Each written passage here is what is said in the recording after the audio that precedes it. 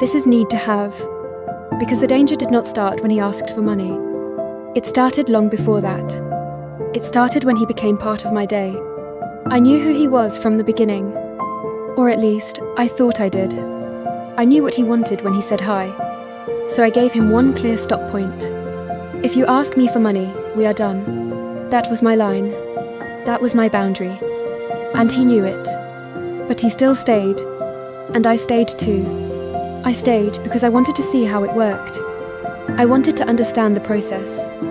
I wanted to know how someone could build trust, create feelings, and still be pretending. But here is the first thing you need to understand. Sometimes, knowing the danger does not stop your heart from reacting. You can know something is wrong. You can see the red flags. You can even name the red flags. But if someone keeps showing up every day, your heart can still get used to them. That is why this knowledge matters. Because you do not only need to know what a scam looks like, you need to know how it feels. On the first day, I asked him for a photo. Not just any photo. I asked him to send me a photo of himself holding a cup. He murmured, "Are you kidding?" I could hear the irritation. Maybe he did not expect that. Maybe he was annoyed. Maybe he thought I was testing him too early. But the next morning he sent the photo. He was holding a cup. His face looked a little angry. And from that moment, we started talking. Every day. Not for 1 week. Not for 1 month. For 6 months. 6 months of daily conversation. And during those 6 months, he did not mention money. Not once. This is where many people misunderstand romance scams. You may think a scammer will ask for money fast. You may think they will rush. You may think they will sound fake. You may think you will catch them right away. But sometimes they do not rush. Sometimes they are calm. Sometimes they are patient. Sometimes they study you. And that is what makes it dangerous. He said he was an oil rig engineer. Of course he did. That is a common story. A job far away. A job that explains why he cannot meet. A job that explains strange hours. A job that explains distance. A job that creates mystery. But I have to say this. He was not careless. He was not dumb. He was intelligent. Or he was well trained. Or maybe he had learned the script very well. He knew how to talk. He knew how to wait. He knew how to make me feel special. Not too much. Not too little. Just enough. And this is another lesson for you. Love bombing is not always loud. Sometimes love bombing is quiet. Sometimes it is not 100 messages a day. Sometimes it is one perfect message at the right time. Sometimes it is a soft voice. Sometimes it is someone saying, "I am here for you." Sometimes it is someone waiting up late just to call you. He claimed he was emotionally available. He said he was willing to share his feelings. He said he was ready to be part of decision-making. He said he believed in helping with household chores. He said he wanted to support each other's personal and professional goals. Now listen to those words. They sound beautiful. They sound mature. They sound like the kind of man many women have been waiting for. He did not just say, "You are beautiful." He said deeper things. He talked about emotional safety. He talked about partnership. He talked about support. He talked about building a life. And that is why it can touch you. Because he is not only speaking to your ears, he is speaking to your unmet needs. If you have been tired of carrying everything alone, those words feel powerful. If you have wanted someone who listens, those words feel powerful. If you have someone who shows up, those words feel powerful. But here is what you need to ask. Are these words connected to real action? Or are they only designed to open your heart? Because someone can say they are emotionally available, but that does not mean they are real. Someone can say they want to support your goals, but that does not mean they are honest. Someone can say they want a future with you, but that does not mean they plan to live in that future. He also told me about his childhood. He said growing up on a farm with his grandparents was a blessing. He said it shaped his character. He said it gave him a deep appreciation for the land that sustained them. He said those memories still echoed in his heart. That sounds touching, right? It sounds warm. It sounds human. It sounds like a man decent with roots, a man with values, a man with family memories, a man who understands hard work. And that is the point. Stories create trust. Details create trust. A childhood story makes the person feel real. It gives your mind pictures. You can almost see the farm.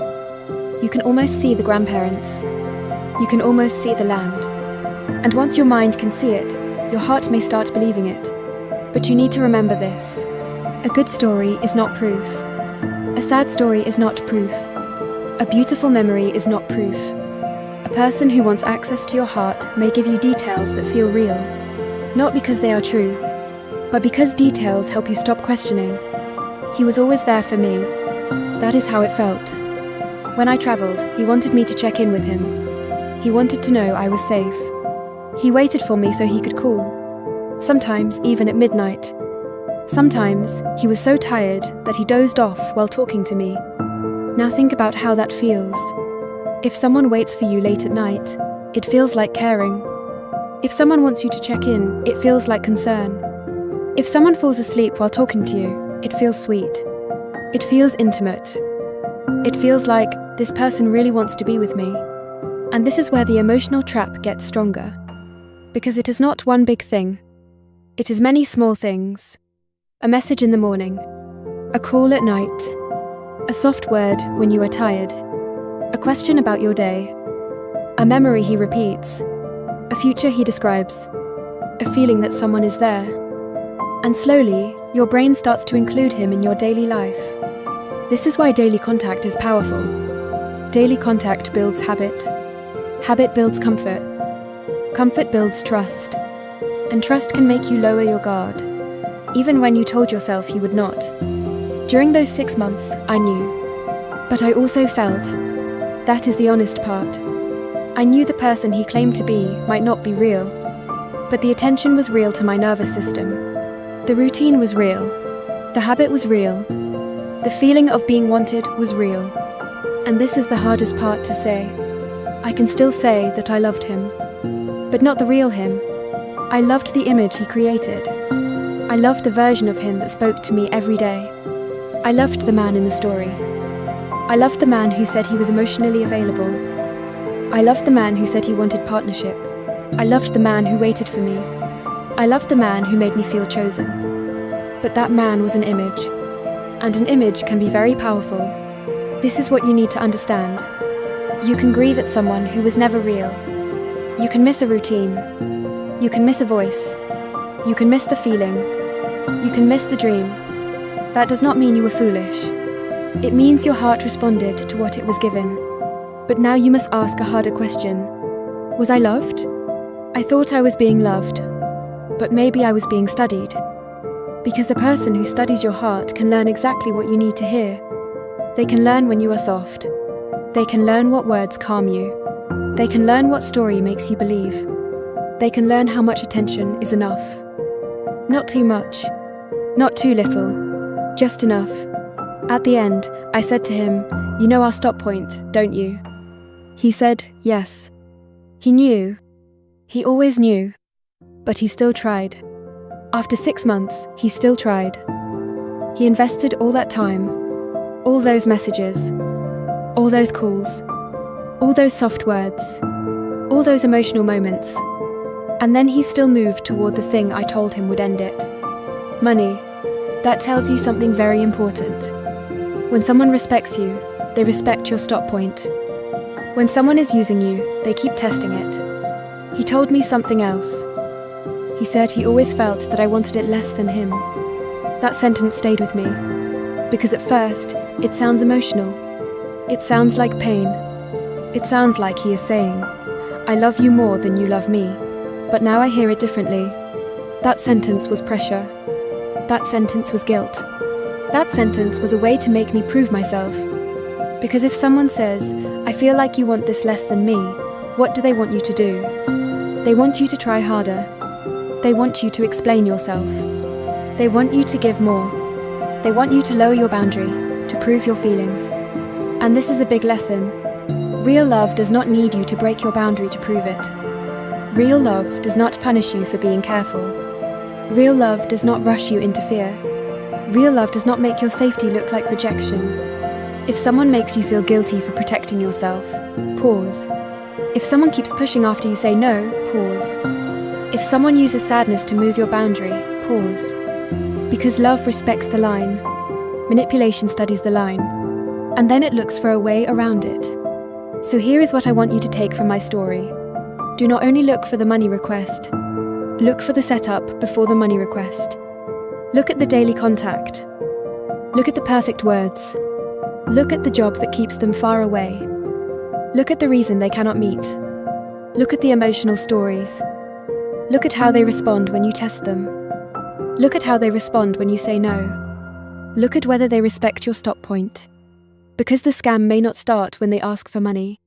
The scam may start when they make you feel responsible for their emotions. It may start when they become part of your day. It may start when they make you feel chosen before they have earned your trust. And this is why this knowledge is not nice to have. It is needed to have. Because you can be smart and still be touched. You can be careful and still feel attached. You can see the red flags and still feel the pull. If this helps you understand what is really happening, subscribe. We talk about the emotional patterns most people miss. So please remember this. Your kindness is not the problem. Your hope is not the problem. Your desire to be loved is not the problem. The problem is when someone uses those beautiful parts of you as a door. A door to your trust. A door to your emotions. A door to your money. A door to your life. So, protect your door. Keep your stop point. Say it clearly.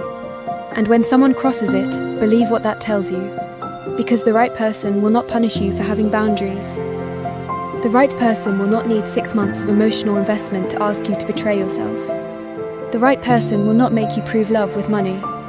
And if someone truly cares about you, they will care about your safety too. That is the lesson I learned. And maybe this story can help you see it before it costs you more. Not just money, but time, peace, trust, and pieces of your heart. If this story helps you, subscribe and share it with someone who needs to hear it. And watch my AI romance scam video next. Because once you understand the emotional trap, you also need to know how to check if the person is real. This is not nice to have. This is need to have. The most dangerous scammer is not the one who looks fake. Why? Because the easiest scammers to avoid are the obvious ones. The dangerous one may look kind. The dangerous one may look patient. The dangerous one may text you every morning. The dangerous one may call you beautiful. The dangerous one may pray for you. The dangerous one may talk about marriage. The dangerous one may even pass one small test. And that is what makes them dangerous. Because some things honest daters do. Scammers do too. A real person can text every morning. A scammer can text every morning. A real person can say, "I want something serious." A scammer can say the same thing. So the question is not, do they sound romantic? The question is, what happens when you slow things down? Stay with me. Because one woman thought she found love. Instead, she lost almost $100,000. But money was not the only thing she lost. Today, dating does not only happen on dating apps. It happens on Facebook, in groups, in comment sections, and in Messenger. Some profiles are obviously fake. Others are not. Some have photos. Some have posts. Some have friends. Some have normal comments. Some sound kind. Some sound sincere. And many real people are online too. That is why we need wisdom, not fear. A scammer only needs to look real enough for you to relax. Let me tell you about Pat. Pat became a widow in 2020. After that, she was lonely. That word matters. Lonely. Because scammers do not only look for money, they look for grief. They look for hope. They look for someone who still believes love is possible. Pat met a man named Lewis. He told her he was 62. She told him she was 83. And he said, "Age is just a number." To a lonely heart, that does not sound like a scam. It sounds sweet. It sounds accepting. It sounds like someone finally sees you, and that is where the illusion begins. Lewis did not start with money. He started with attention. He texted her a lot. Hundreds of messages. For months. He sent messages like, "Good morning, my queen." He said he prayed for both of them. He said, "I love you." Now pause. Is a good morning text always fake? No. Is saying "I love you" always a lie? No. Honest daters do these things too. That is the confusing part. The words alone are not enough. A real person uses sweet words to connect. A scammer uses sweet words to gain access. Access to your time. Access to your emotions. Access to your trust. And eventually, access to your money. Pat said she fell in love. And from the inside, it did not feel like a scam. It felt like a relationship. It felt like someone cared. It felt like someone chose her. That is why romance scams hurt so deeply. The victim is not only losing money, they are losing the relationship they thought was real. They are grieving someone who never existed. That is a different kind of pain. Lewis had explanations. He said he had an accident, so he was hard to understand on the phone. So they texted more. He encouraged Pat to communicate away from the dating website. That is a warning sign. But in the moment, it may feel private. It may feel personal. It may feel closer. This happens on Facebook too. Someone says, "Let's talk on WhatsApp. Let's move to Telegram." I do not check Messenger often. Moving off platform is not always a scam, but scammers love it, because isolation gives them control, and scams grow best in isolation. Lewis also sent pictures. He said he worked for a construction company. He made plans to visit Pat. He even sent a picture of a plane ticket. A ticket feels like proof. A picture feels like proof. A plan to visit feels like proof. But proof can be staged. A scammer only needs to prove enough for you to stop asking questions. One photo is not proof of love. One ticket is not proof of honesty. One sweet message is not proof of character. The proof is in the pattern. Remember that. The proof is in the pattern. Maybe you asked someone, "Can you send a photo holding a cup?" Or, "Can we do a video call?" Maybe they got upset. Maybe they said, "Are you kidding me? You do not trust me? Why are you treating me like a criminal?" That reaction already tells you something. But maybe later they sent the photo, and you relaxed. You thought, okay, maybe they are real. But listen carefully. Passing one small test does not mean someone is safe. A scammer can pass a small test. A scammer can send a photo. A scammer can send a voice message. A scammer can send a ticket screenshot. So use proof as one piece, not the whole answer. Before I continue, if this video is making you think of someone, do not ignore that feeling. Save this video. Share it with someone dating online, especially someone who is lonely, someone widowed, someone divorced, someone starting over. One shared video can protect someone from months of pain. This is not nice to have knowledge. This is need to have knowledge. Now here is the dangerous part. Lewis did not ask for everything immediately. He built the relationship first. Daily messages, romantic words, future plans, emotional closeness. Then came the money. Over 6 months, Lewis convinced Pat to send 5 checks. She thought she was helping the man she loved. She thought it was for his business. She thought she was supporting their future. But the money went to scammers. The total was $98,547, almost $100,000. But the pain was not only financial. Pat felt sick. She felt heartbroken. She felt ashamed. The money hurts, but the shame hurts too. The betrayal hurts. The embarrassment hurts. The thought that someone used your kindness against you, that hurts. But being scammed does not mean you are stupid. It means someone studied your hope and used it against you. The shame belongs to the scammer, not the victim. This is why we cannot ignore the signs. If we ignore them early, we may pay later. with money, with time, with peace, with sleep, with confidence, with trust, with heart, and sometimes with identity. A scammer may not only take your savings, they may take your belief in love. They may make you afraid to trust anyone again. That pain can last. So the goal is not to become cold. The goal is to become clear. Not afraid. Clear. Not bitter. Wise. So what are the things honest daters do that scammers also do? First, they show interest. An honest person may ask because they care. A scammer may ask because they are collecting emotional information. They want to know where you are lonely. They want to know where you are hurt. They want to know what you miss. They want to know what words you have been waiting to hear. That is why interest alone is not proof. Attention is not proof. Questions are not proof. The pattern is proof. Second, they text every day. Daily texting is not bad. Good morning texts are not bad. Good night texts are not bad. But daily contact creates habit. Habit creates attachment. Attachment creates trust. And trust can make people ignore questions. If a stranger asks for money on day 1, you say no. Easy. But if someone has talked to you every day for 6 months, it feels different. When they ask for help, it no longer feels like a stranger asking. It feels like someone you love is in trouble. That is the setup.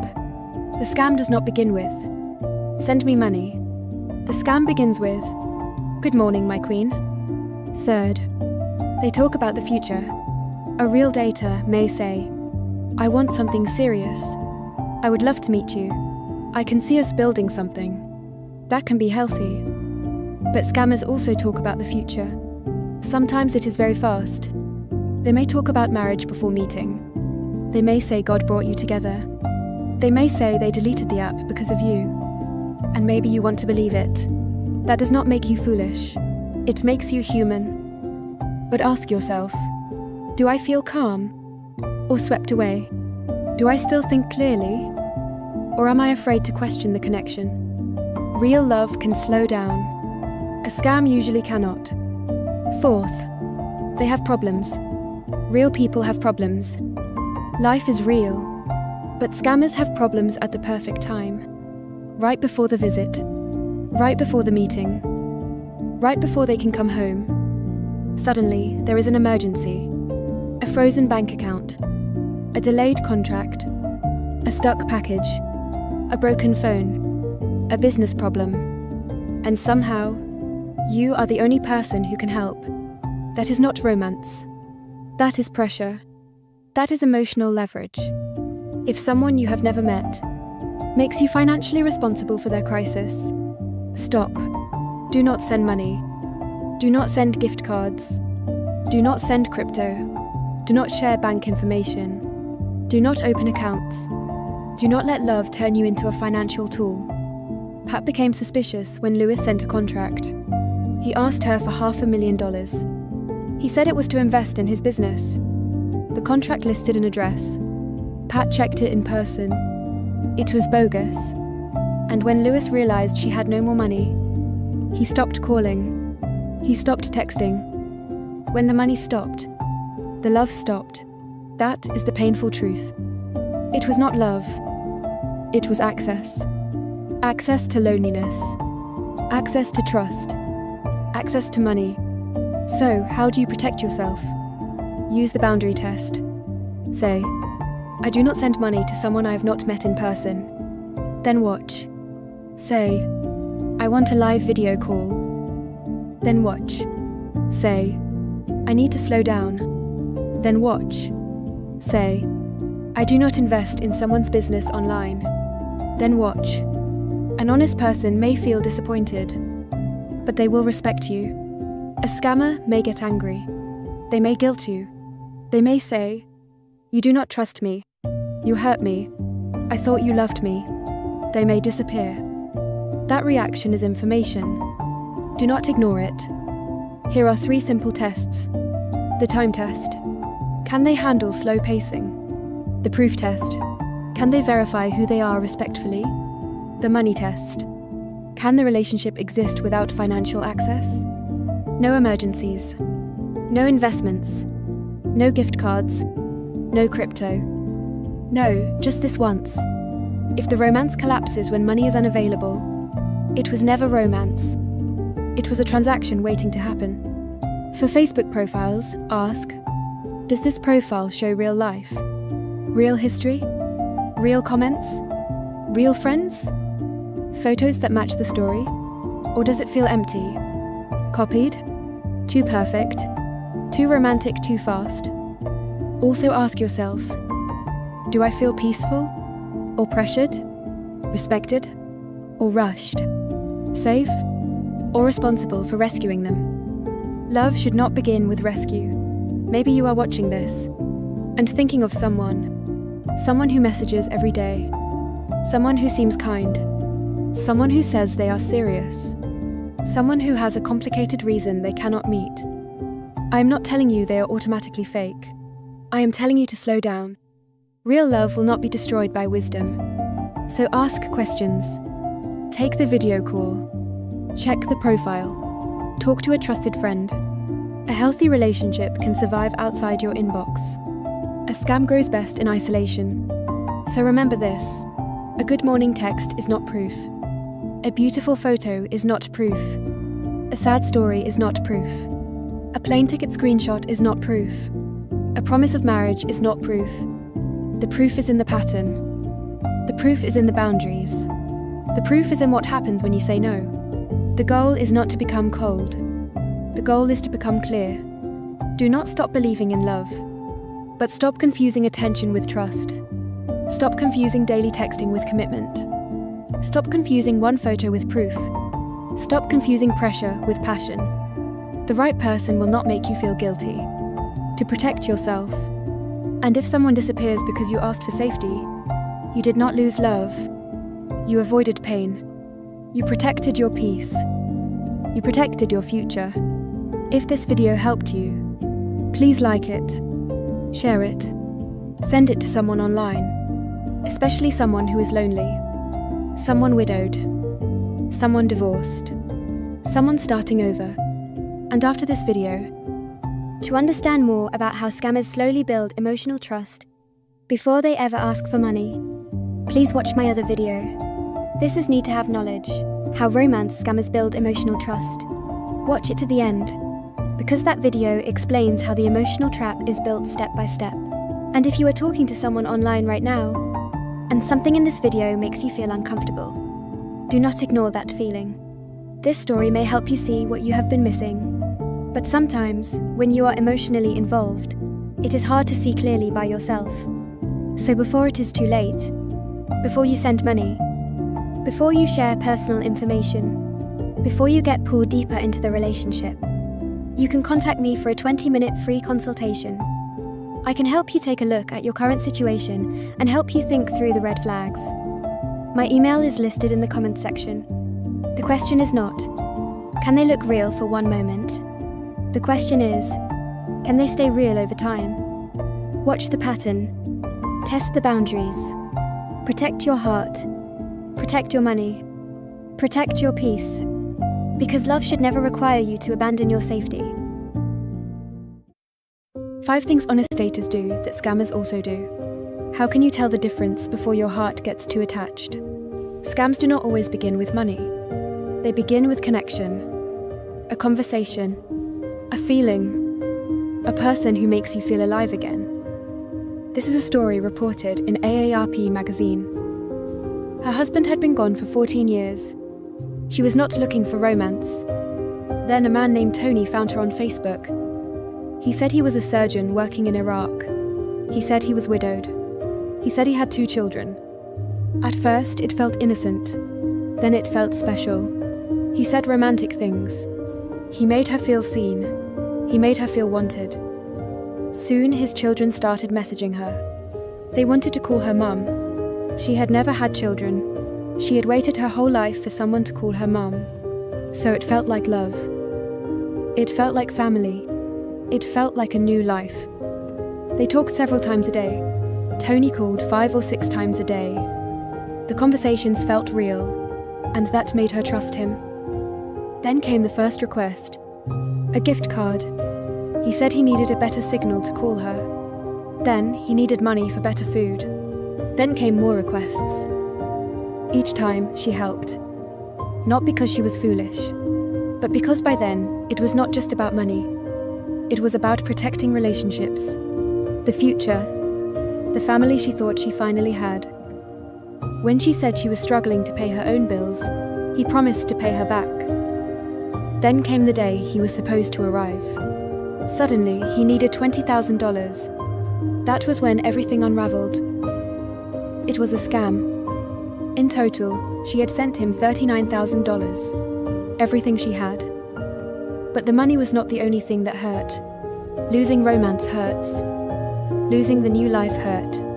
And she had told no one, so she carried the burden alone. That is why these matters. Romance scams are emotional crimes. They target hope. They target loneliness. They target trust. They target the part of you that still wants to believe love is possible. So here are 5 things honest daters do that scammers also do, and how to tell the difference. 1. They give you attention quickly. An honest dater may text you often. They may check in. They may remember details. That can be real. But scammers also use attention. Tony called 5 or 6 times a day. That can feel romantic. But it can also create dependency. The difference is this. Honest attention respects your life. Scammer attention takes over your life. So ask yourself, is this person getting to know me? Or are they becoming the center of my world too quickly? Real love gives you space. Manipulation takes it away. 2. They say romantic things.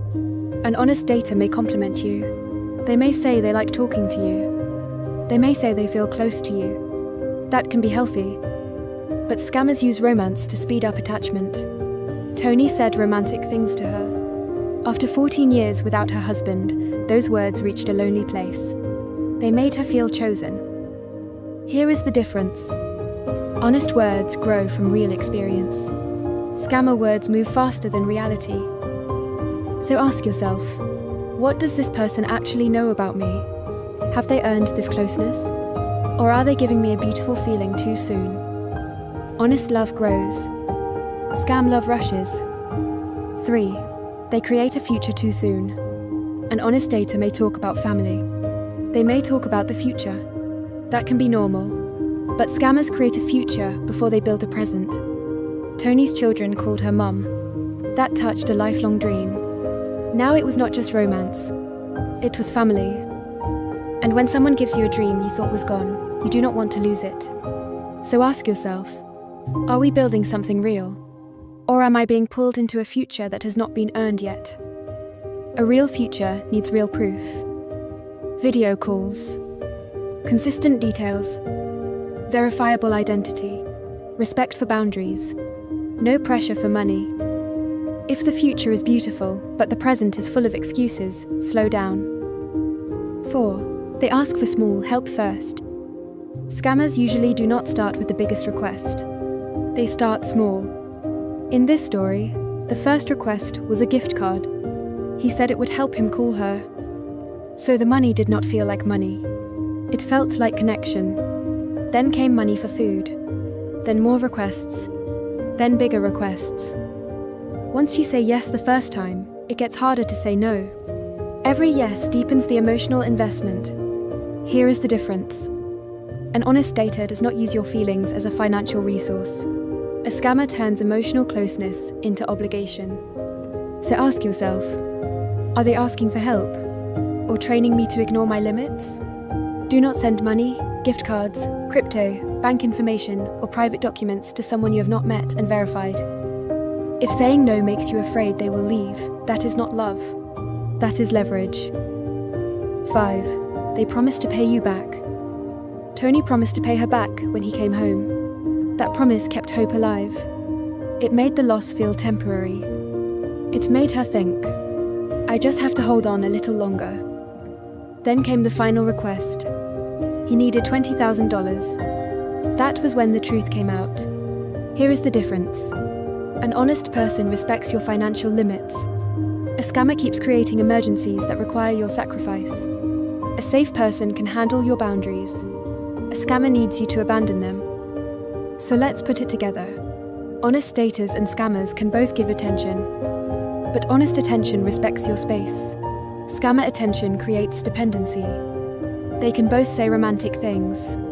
But honest romance grows with reality. Scammer romance rushes ahead of reality. They can both talk about the future. But honest future talk has present proof. Scammer future talk keeps you emotionally invested. They can both ask for support. But honest support does not become financial pressure.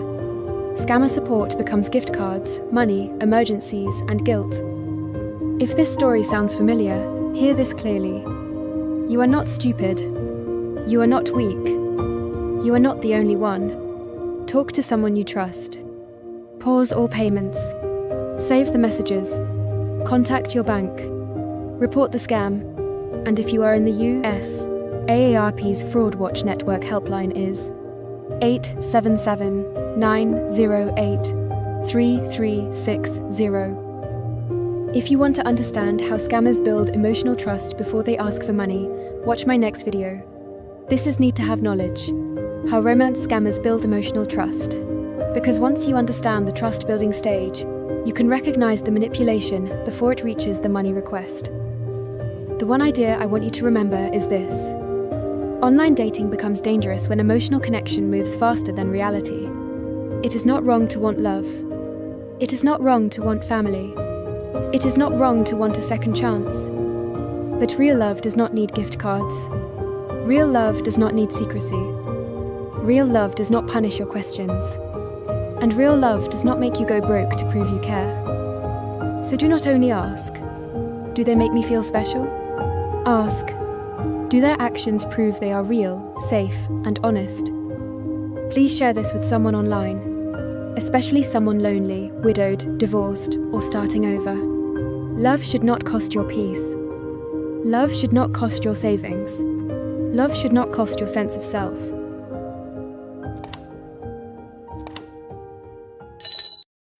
He spent 6 months trying to scam me. He got nothing. So someone else took over. Same account. Different person. Different trap. And this time it was not "I love you." It was "I can't pay my rent." That is how the scam changed from romance to pity. If you have not watched part 1, it is called He Waited 6 Months Before Asking for Money. That video explains how the emotional bond was built before money was ever mentioned. But in this video, I want to show you what happened after he failed. Because the story did not end. Someone else took over. And this is not nice to have. This is need to have. Because a romance scam is not always one person behind one phone. Sometimes it is a system. Sometimes it is a group. Sometimes the person you think you are talking to today is not the same person you talked to yesterday. And if you do not know how to notice the change, you may miss the second trap. After 6 months, something felt different. The words changed. The writing style changed. The way he responded changed. The timing changed. The emotional tone changed. It was still the same account. It was still supposed to be the same man. But it did not feel like the same person. That was the first thing that gave him away. Not his face. Not his voice. His writing. When you talk to someone every day for months, you learn their pattern. You learn how they write. You learn how they avoid questions. You learn how they use emotion. You learn the rhythm of their messages. And suddenly, the rhythm was different. That is one of the signs you need to watch for. When someone's writing style suddenly changes, pay attention. When their words become more simple or more polished, pay attention. When their emotional tone changes, pay attention. When they remember some things, but forget other things, pay attention. Because you may not be talking to the same person anymore. So I pointed it out. I told him I noticed the change. I told him the writing did not sound the same. I told him the behavior did not feel the same. At first, he did not want to say it. But after I pointed it out, he admitted it. He admitted he was not the same person. And that moment changed how I saw the whole thing. This was not just one man trying to scam me. This was connected to something bigger. Maybe a group. Maybe a network. Maybe people passing the conversation from one person to another. And this is what you need to understand. When scammers invest time in you, they may not want to lose the work. They may not want to lose the emotional connection that was already built. So if one person cannot close the scam, someone else may try. They may come in with a different tone, a different story, a different kind of pressure, but the goal may still be the same.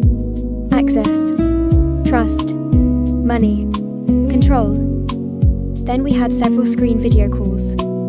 And that is when I saw the person behind the screen. He was not the successful man from the story. He was not the oil rig engineer. He was not living the life that had been described to me. He was living in Ghana. His living condition looked very difficult. He said he could not pay his rent. He complained about the environment around him. He said it was impossible for him to get anywhere from where he lived. He sounded stuck. He sounded frustrated. He sounded like someone who felt trapped in his own life. And this is where the story became emotionally confusing. Because when you finally see the person behind the scam, you may expect to feel only anger. But sometimes, you may also feel pity. You may see a person living in hard conditions. You may hear pain in their voice. You may see that their life is not easy. And suddenly, the scam becomes confusing again. Because now you are not only looking at a liar, you are also looking at a human being. But here is the lesson. Someone's hard life does not give them the right to harm your life. Someone's struggle does not give them permission to manipulate you. Someone's poverty does not make your boundary disappear. You can feel compassion, but you still need protection. You can understand someone's pain, but you do not need to fund it. You can want someone to do better, but you cannot rescue someone who is still trying to use you. I tried to speak to him like a real person. I suggested that he find a decent way to make a living. I told him there were better directions. I pointed out that he did have some skills. He could talk. He could write. He could observe people. He could learn patterns. Those skills could be used in a better way. Those skills could be used for something honest. But he did not fully seem to get it.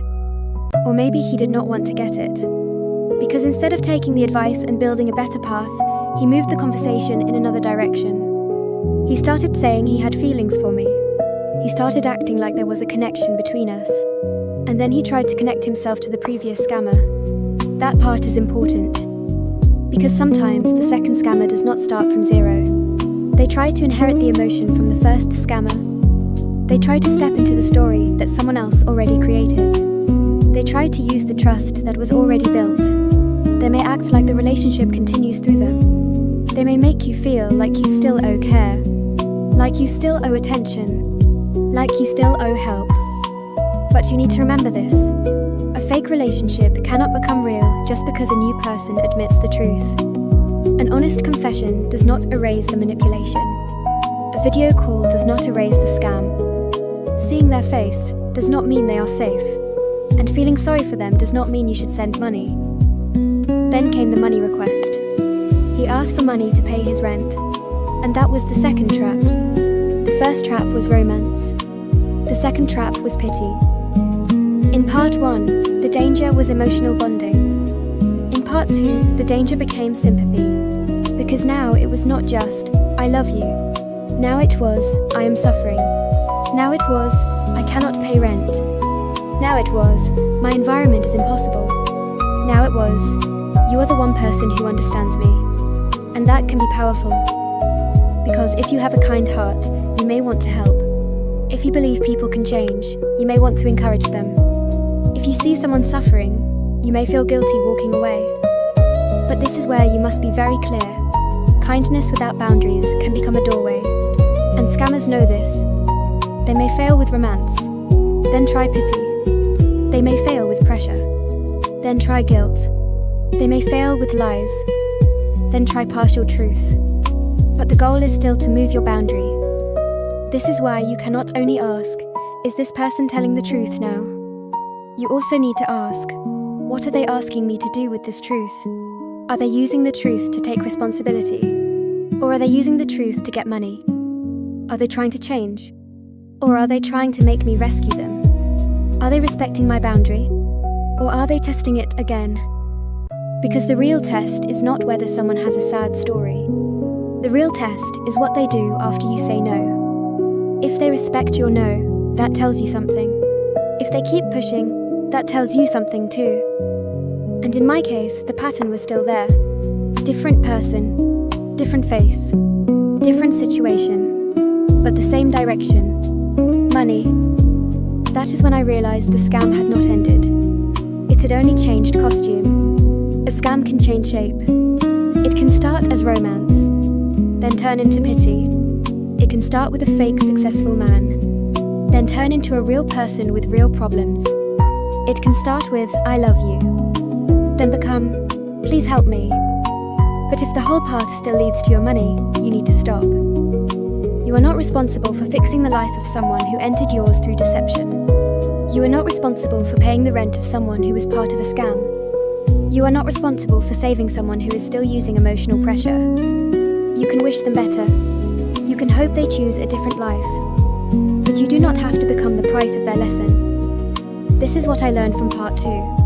The scam does not always end when the first person fails. Sometimes it continues with another person. Sometimes the mask changes. Sometimes the story changes. Sometimes the emotional weapon changes. But your boundary must stay the same. No money, no guilt, no rescue, no emotional debt. If someone comes into your life through lies, they do not get to demand trust. If someone admits the truth only after being caught, they do not get to ask for money. If someone says they care about you but still asks you to carry their burden, pause. Because care does not use deception as a doorway, and love does not begin with a scam. So please remember this. You can have compassion and still say no. You can see someone's pain and still protect yourself. You can understand why someone is desperate and still refuse to be used. Your heart matters too. Your safety matters too. Your life matters too. And your boundary is not cruelty. Your boundary is protection. If part 1 was about emotional bonding, part 2 is about what happens after the scam fails. Because sometimes, the next trap is not love. Sometimes, the next trap is pity. And if you do not know that, you may escape one scam and walk into another. If you have not seen part 1, watch He Waited 6 months before asking for money next. That is where I explain how the first trap was built. And if this story helped you, subscribe and share it with someone who needs to hear it. Because this is not nice to have. This is need to have. Wrong number scams don't start with a link. They start with politeness. That wrong number text may not be an accident. It may be a psychological test. The stranger asking, "Are we still meeting for coffee?" doesn't care whether they reached the correct person. They care whether you respond. Because one polite reply tells them 3 things. Your number is active, you're willing to engage, and kindness can open the door. They won't ask for money today. First, they may apologize. Then they'll become interesting. Then familiar. Then, possibly, essential. Because wrong number scams don't start with a suspicious link. They start with politeness. And by the time money enters the conversation, the real investment has already been made. Your trust. In the next 10 minutes, I'll show you how an innocent text can develop into a friendship, a romance, and eventually financial ruin. More importantly, you'll learn how to close the door before the trap begins. The first message usually looks harmless. "Hello, are we still meeting for coffee? Do you have time for lunch tomorrow? I found your number in my contacts. Have we met?" You reply, "Sorry, you have the wrong number." A normal conversation would end there. But this stranger continues. "You seem very kind. Maybe this mistake happened for a reason. Since we're already talking, where are you from?" This is where many people misunderstand the danger. The first message may not be an immediate attempt to steal money. It can be a screening process.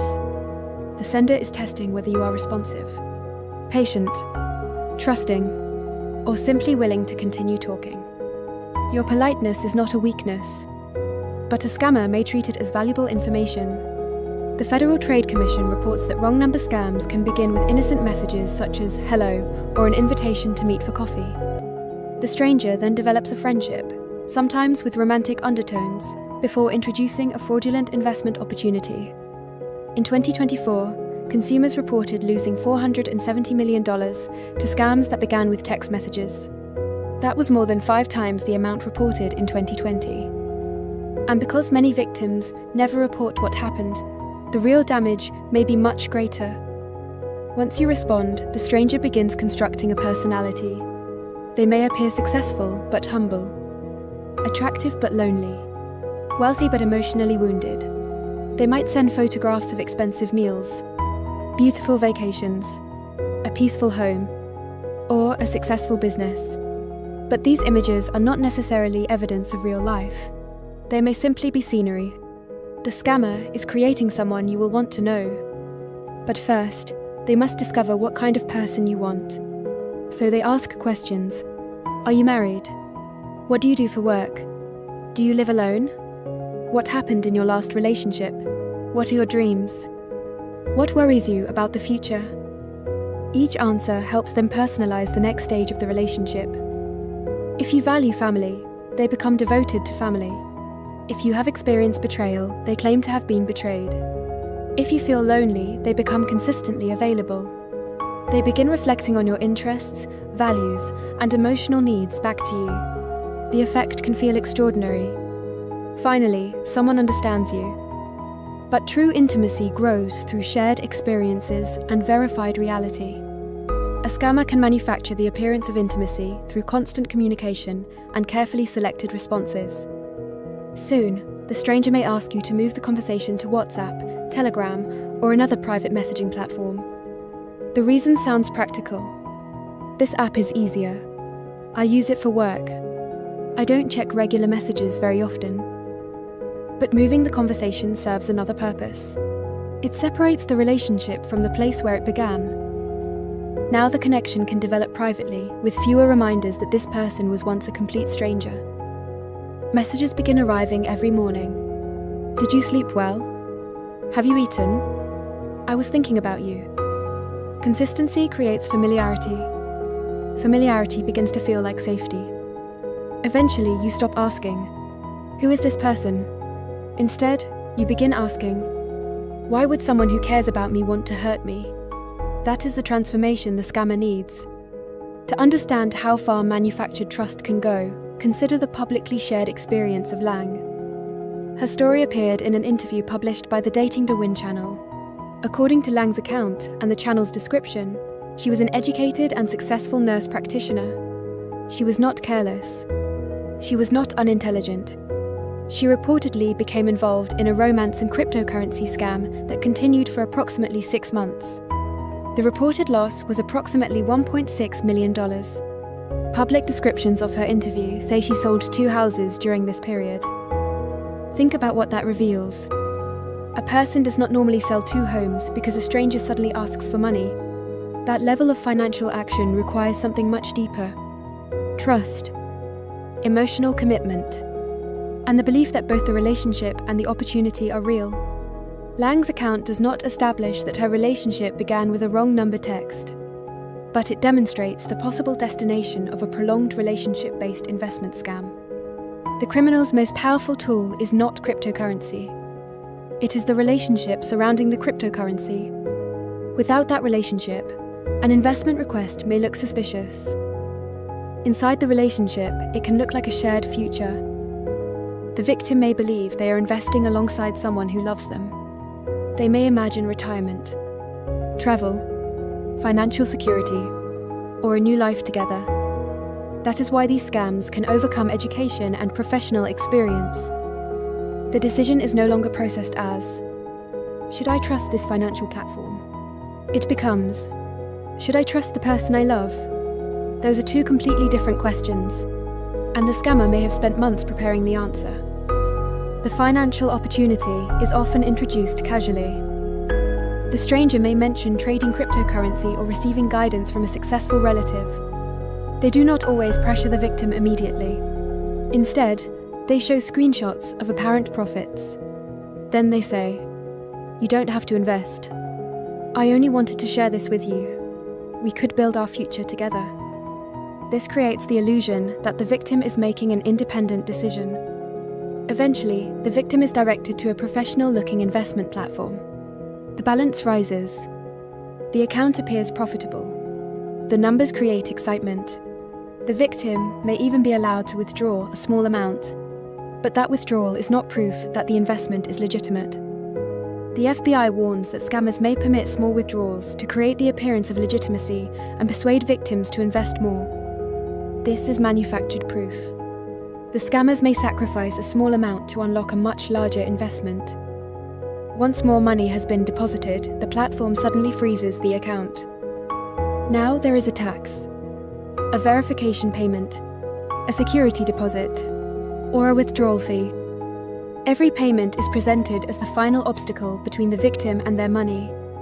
But the displayed profits may never have existed. The numbers on the screen were part of the performance. At this stage, outsiders often ask, why would anyone keep paying? But that question ignores everything that came before. The victim is not responding to one financial demand. They are responding to weeks or months of emotional conditioning. They may also experience the sunk cost effect. The more money, time, and hope someone has invested, the harder it becomes to accept that everything may be gone. The scammer adds emotional pressure. You're giving up just before the withdrawal. Don't you trust me? This is our future. Now caution is reframed as betrayal. Love becomes something the victim must prove financially. Remember this: a legitimate partner will never require you to risk your financial security to demonstrate your love. From this day forward, follow one simple rule. An unsolicited stranger does not earn continued access to you simply because they appear polite. If you receive a wrong number message, do not continue the conversation. Do not provide your name, your location, your profession, your relationship status, or your photographs. Do not move the conversation to another platform. Do not click links. Use your phone's report junk feature. Block the number. Delete the message. If an online friend or romantic interest introduces an investment, stop. Do not use the application or website they recommend. Talk to someone you trust before transferring money. Verify the investment independently. Never pay additional taxes or fees to unlock supposed profits. If you have already sent money, contact your financial institution or cryptocurrency exchange immediately. Save the messages, transaction records, account details, wallet addresses, and screenshots. Report the incident to the Federal Trade Commission and the FBI's Internet Crime Complaint Center. And do not trust anyone who contacts you afterward and promises to recover your money for an upfront payment. That may be another scam. If you responded to one of these messages, you are not foolish. You acted like a human being. You tried to be polite. The shame does not belong to the person who offered kindness. It belongs to the person who weaponized it. But kindness does not require unlimited access. You can be compassionate and still close the door. You can be hopeful and still verify. You can desire connection without surrendering your financial authority. Share this video with someone who answers every message because ignoring people feels rude. That instinct may be generous, but in the wrong hands, it can become the beginning of a carefully engineered relationship. Remember, that wrong number text may not be an accident. It may be the first test, because wrong number scams don't start with a link. They start with politeness. And if you want to understand what happens after a stranger earns your trust, watch this next video. Online dating scams don't start with money, they start with perfection. It reveals how manufactured connection becomes emotional control and financial ruin. Click the video on your screen now. Stay vigilant. Stay safe. Guard your future. She had already told herself she would stop replying. Something about his profile felt too polished, too perfectly sad. Everything she wanted to hear was too carefully shaped. But his message was gentle. "I didn't want to ask you this," he wrote, "but you're the only person I trust." That sentence landed harder than it should have. Because a scam does not always feel like danger. Sometimes it feels like hope. Sometimes it feels like someone finally seeing you. Sometimes it sounds like the exact words your heart was waiting for.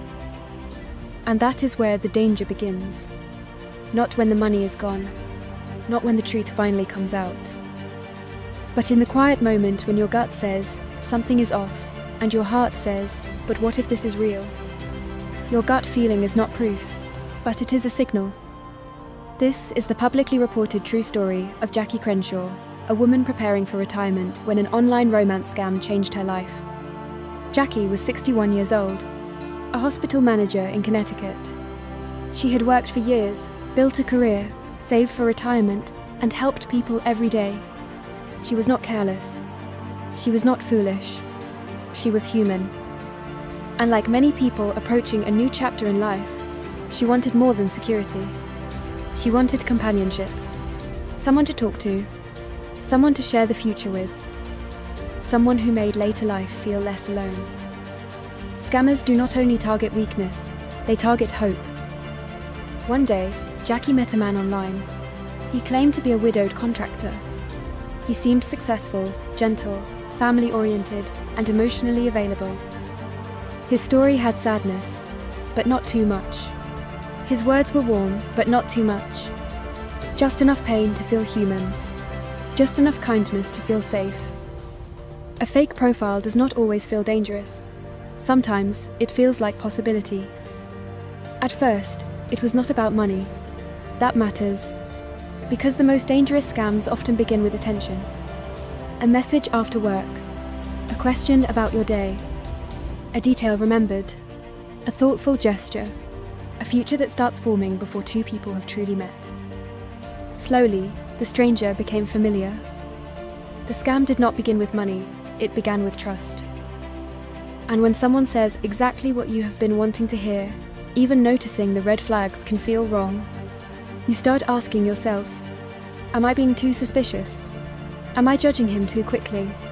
What if he really is different?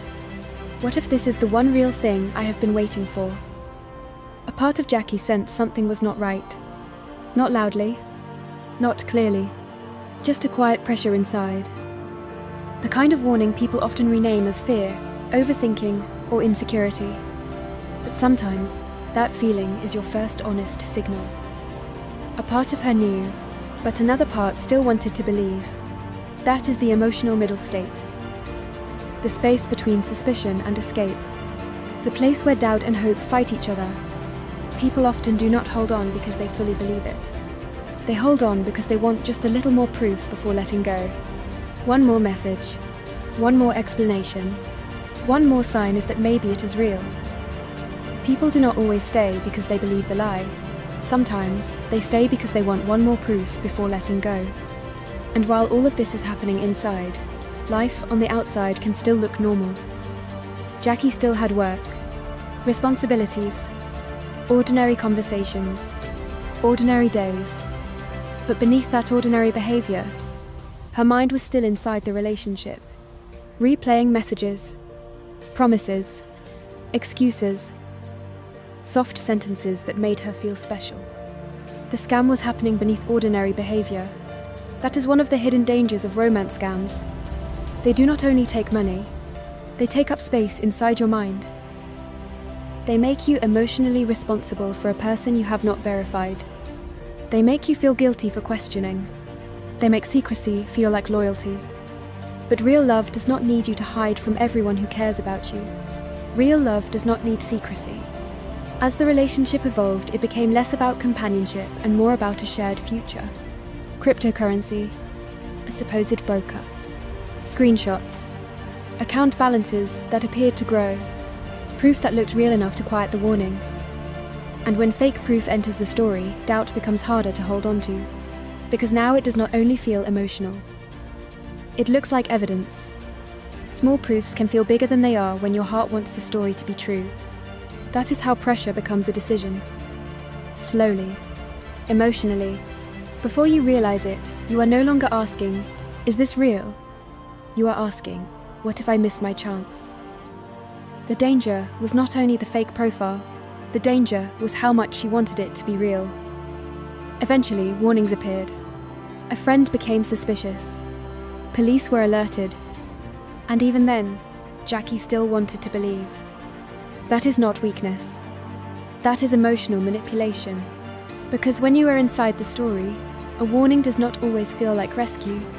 Sometimes, it feels like someone is taking away the one thing you were hoping for. That is why scams can be so confusing. Part of you knows something is wrong, but another part still wants to believe.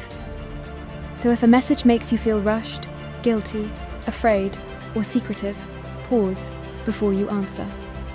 If someone online makes you afraid to ask for advice, pause. Do not decide scammer only from a feeling, but do not ignore the feeling either. Treat your instinct as an early warning. Then verify. Show the message to one trusted person. A real connection can survive a second opinion. A scam usually cannot. And if you are watching this thinking, how would I know what to look for? I made something free to help you. It is called Real Love, Real Risk. Protecting your heart and your wallet from online romance scams 2026 edition. Because in a world where faces can be generated and voices can be copied, verification is not paranoia. It is the new common sense. Click the link in the comment section to get it for free. Use it before you trust a profile. Before you send money. Before you keep a secret. Before pressure turns into a decision you cannot undo. Get the free booklet, Real Love, Real Risk. Protect your heart, protect your wallet. Jackie eventually lost about $900,000. But the loss was not only financial. Romance scams do not only steal money, they steal the story you thought you were living, the trip that was never going to happen, the home that was never going to be shared, the person who seemed to understand you but was only studying you, the future that felt close enough to protect but was never real enough to trust. Romance scams steal more than money. They steal the story you thought you were living. At the beginning, we said a scam does not always feel like danger. Now we understand why. Sometimes, it feels like the message you were waiting for. The person who finally understands you. The future you were afraid to stop believing in. The chance you did not want to lose. Sometimes hope is the disguise danger wears. Your gut feeling is not proof. But sometimes, it is the first honest signal trying to protect you before the lie becomes a loss. So here is the mission. Pause before pressure becomes a decision. Verify before trust becomes a loss. Get the free booklet, Real Love, Real Risk, from the link in the comment section. Read it. Share it. Send it to someone who may need it before they need it. Because real trust can survive time. Real love can survive questions. Real people do not need secrecy to prove loyalty. Thank you for watching. Follow me for more real stories, red flags, and practical ways to protect your heart and your wallet online. Because scams grow in silence, but they lose power the moment the story is shared. Pause, verify, tell someone.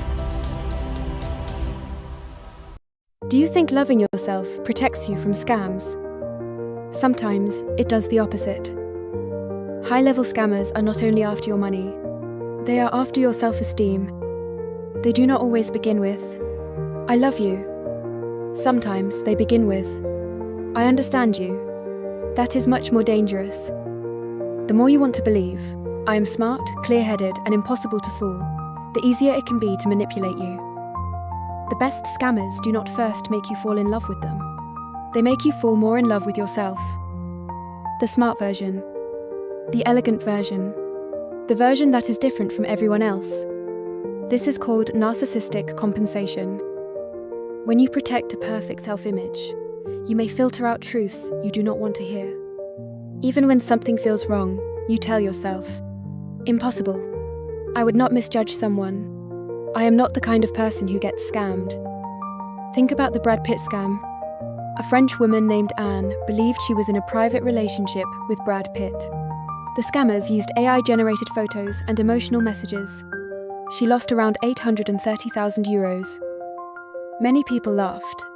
How could anyone believe that? But the real warning was not Brad Pitt. It was the feeling. Being chosen. Being understood. Being seen by someone extraordinary. That is the dangerous part of high-end dating scams. Now let me tell you about Sarah. This is a typical kind of case I discuss in my book, What a Wild Online Dating World, which you can find on Amazon. Sarah was a corporate executive. Strong income, refined life, fitness, travel, wine, investing. She often said, "A woman must love herself." Sarah was careful. If a man called her baby too quickly, she blocked him. If someone rushed to meet, she blocked him. If anyone mentioned money, she became alert. So Sarah never thought she could be scammed. She once told a friend, "Someone like me cannot be fooled." That was exactly the opening. She could recognize low-level scammers, but not high-level ones. When this man appeared, he did not rush. He did not say he loved her. He did not mention investment. He only observed her. Sarah posted a restaurant photo. He wrote, "This place feels chosen by someone with real taste." Sarah paused. An ordinary man might say, "You look beautiful." But he said she had taste. Then Sarah shared a book. He said, "Very few people read this. You are clearly not someone who only cares about surface beauty." Later, she posted travel photos. He said, "Most people travel just to take pictures. You seem to feel the soul of a city." Sarah replied, "How did you know?" He said, "I can feel it. You are not an ordinary woman." Sarah smiled, not because she had never heard compliments, but because he touched the part of her she most wanted to be seen. Not her beauty, not her money, not her title, but her taste, her depth, her soul. That was the hook. He was not loving her. He was using her narcissism. Here, narcissism is not just an insult. It is the small part inside all of us that hopes, "I'm special. I hope someone sees my true value." The scammer saw that part. Then he started feeding it. At first, they talked about art, travel, career, and life choices. He never rushed. He made Sarah feel this was not flirting. It was a spiritual connection.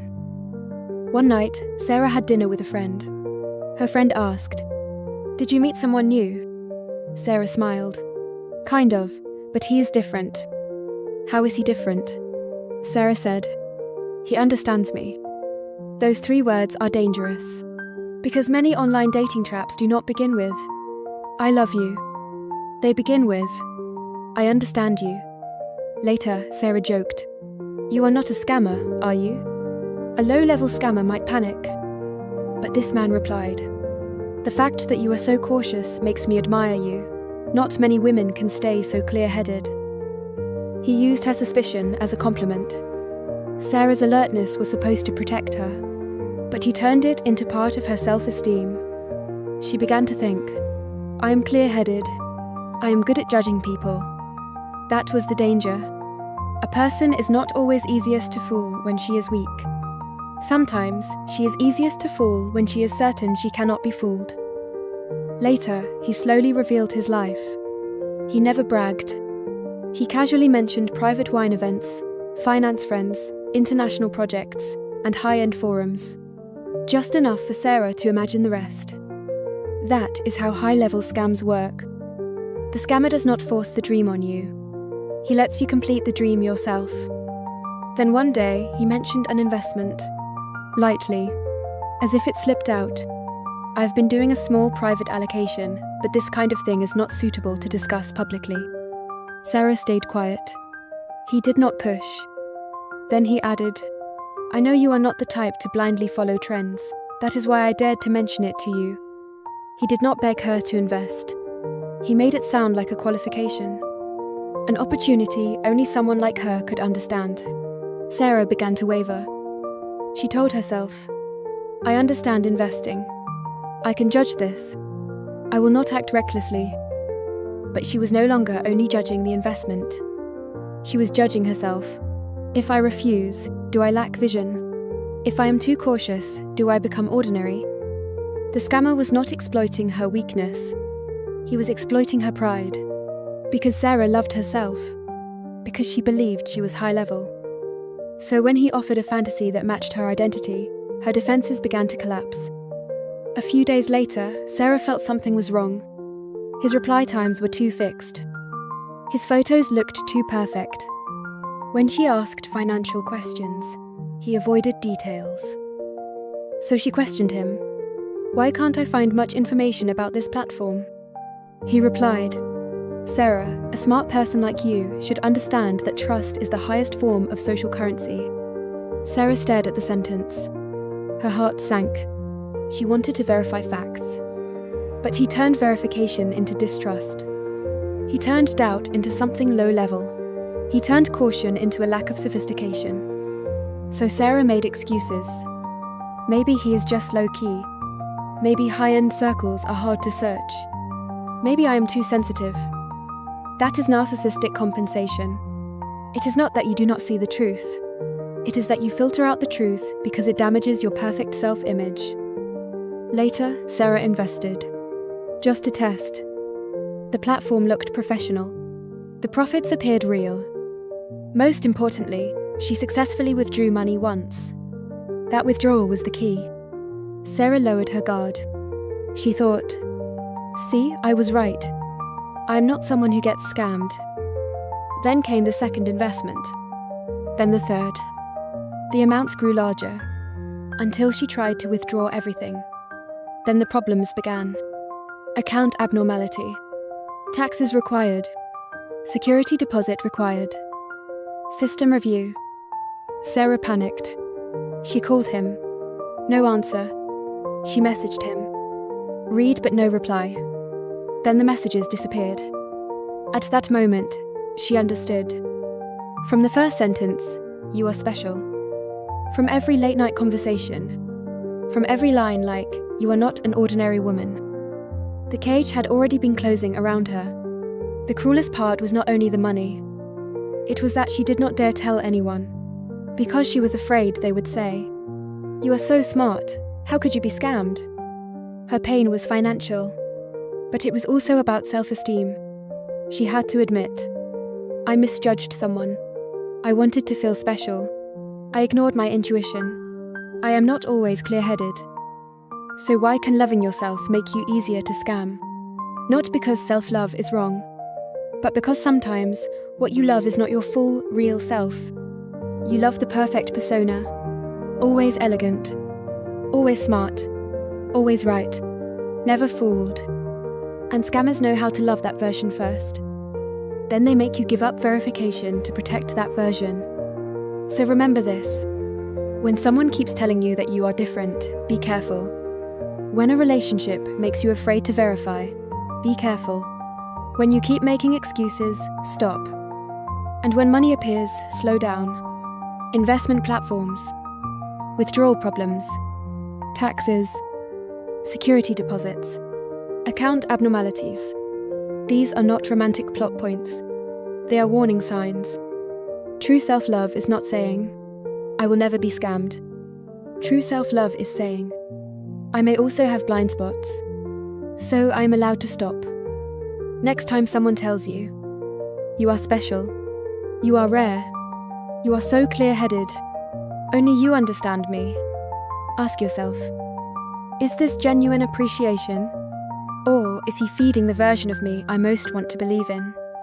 I wrote What a Wild Online Dating World because many online dating traps do not begin with, "I love you." They begin with, "I understand you." For more real case breakdowns, please follow me. And watch this video, What You Must Know, How Romance Scammers Build Emotional Trust. It shows how a scammer spent 6 months trying to scam me, failed, and then did something even more shocking. After watching it, you will see online dating more clearly.